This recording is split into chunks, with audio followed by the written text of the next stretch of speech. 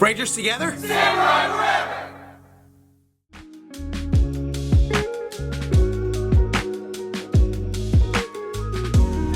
Hey guys, working on my display wall. People have been asking me how I do these displays. There actually are a lot of videos already on this channel, but I'll show you with the Samurai set, which I'm working on now. The sets are made with insulation foam. I glue the pieces together with hot glue.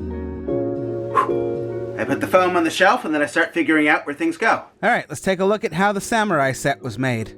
On the show, the evil Nylok come from the netherworld through a glowing red gap.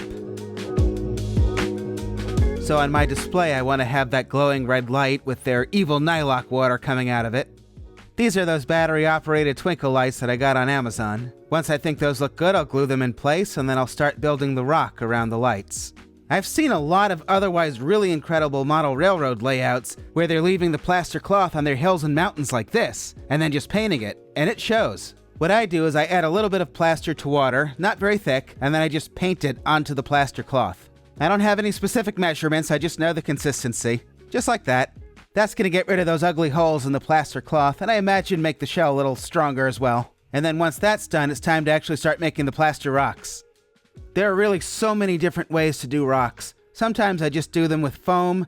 This time I'm doing plaster. Right now I'm using a rock mold that originated from Woodland Scenics. Their molds are kind of thick though, and I wanted something thinner so I could just kind of, well, do what I'm doing here. So I used the Woodland Scenics rock mold to make a plaster rock the way you normally would, and then I painted liquid latex onto the plaster rock I had made using the mold, so now I have a new mold that's much thinner. Doing it this way allows me to use less plaster, keep the set lighter. It allows me to bend my rocks around curves and corners. And then I just keep poking at it to see when it feels like it's starting to dry a little bit, and then I take the latex off, and then I start carving it while the plaster is still wet.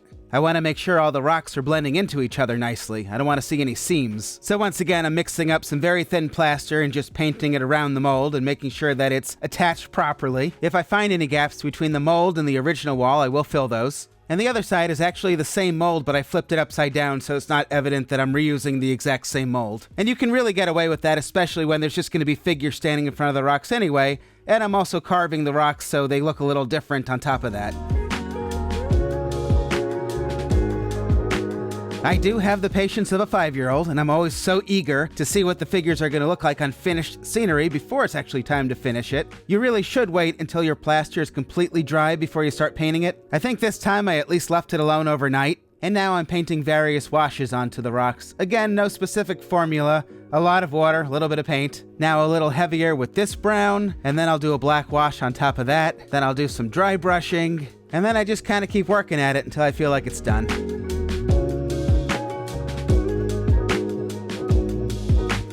Not done, but it's looking like something now.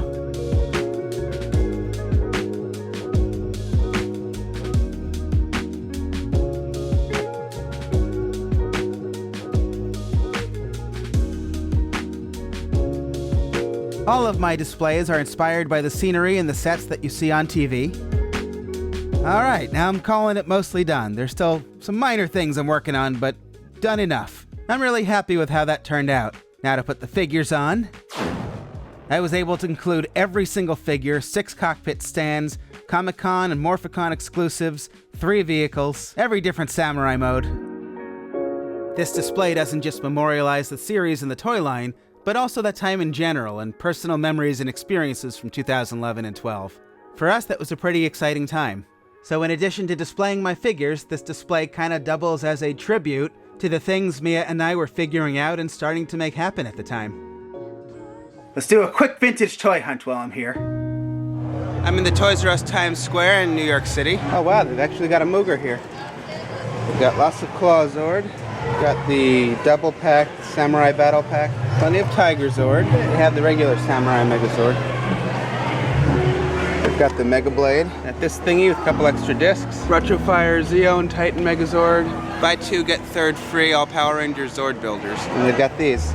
And they've got this. I haven't seen this in a while. So Power Morphicon is now 1 week closer than the previous video. Here's the updated guest list.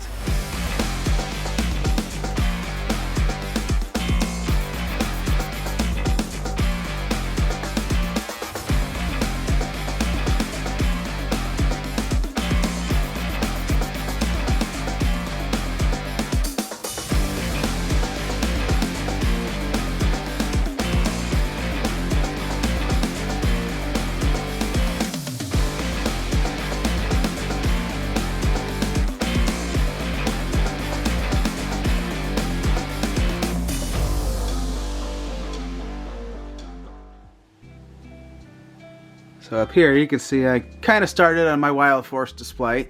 Not done. I just actually laid this out last night. So I think I'm mostly happy with how I have things arranged, but then I have to do the scenery, so and lighting and all that. So not done, but started.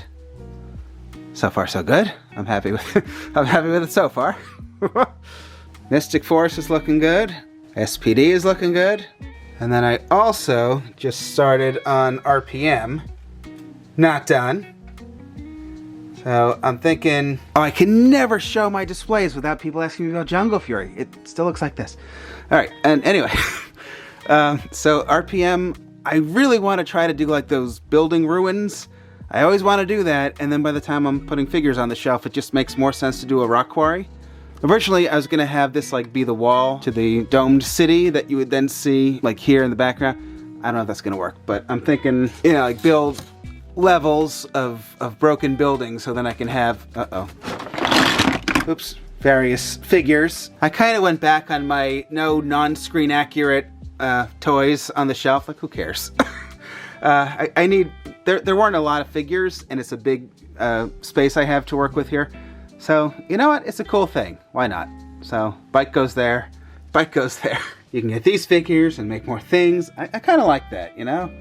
That thing's kind of cool, and I think it stands up and becomes sort of a Megazord or machine thing. It's a toy shelf. Man, look at all the figures they made for Dino Charge, and this doesn't even have all the different Dino mode figures, which I'm going to try to do. I'm going to try to have the cockpit stands that we made. Not done. Maybe going around. I don't know. Haven't figured it out yet. This is just, they're just standing here. This is not a finished thing. Not a finished thing. Not a finished thing. But maybe we'll try to do something like with Galaxy Warriors. They did do these Evil Ranger figures. I think I did buy a couple of these. I have to look in my buckets. If you're going to Power Morphicon, now would be a really good time to start thinking about what toys you're looking for and start making a list.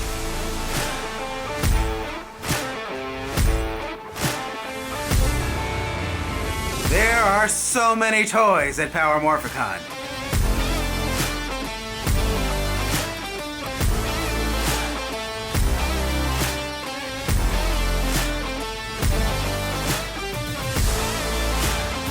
If you just want to go and walk around, see what they got, maybe buy something if you notice something that interests you, great. You know, if you're a collector and there are specific things that you know you're looking for, maybe have a list, because there's a ton of stuff to see and you don't want to go and not be prepared. All right, I'm gonna end here. Thank you guys for watching. Please subscribe if you haven't. Check out some previous videos on this channel or our vlog channel if you haven't. And good night.